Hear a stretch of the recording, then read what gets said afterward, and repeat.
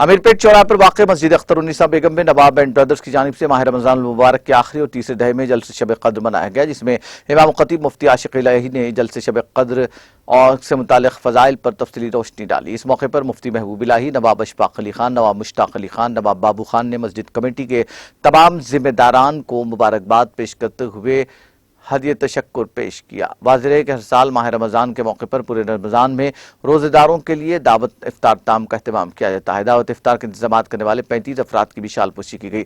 इस मौके पर नवाब रज़ाक खान ने तमाम लोगों से शुक्रिया अदा किया। इमाम खतीब हाफिज़ कारी मोहम्मद गालिब मुअज़्ज़िन गुलाम समदानी ने मीडिया से बात करते हुए तफसीलात से वाकिफ करवाया।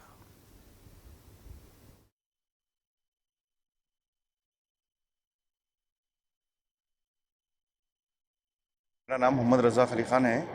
मैं मस्जिद अख्तरुन्निसा के एक ज़िम्मेदार में से एक आदमी ज़िम्मेदार हूँ।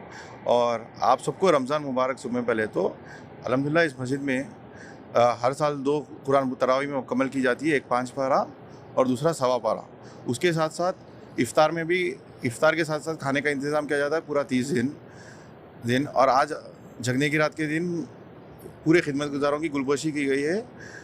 रमज़ान ख़त्म हो रहा है, जगने की रात की वजह में पूरे खिदमतगार जितने भी मस्जिद में हैं उनकी गुलपोशी की जाती है। और हम उन सबका शुक्रगुज़ार करते हैं, क्योंकि वो लोग की वजह से हम ये पूरा मुकम्मल कर सकते हैं।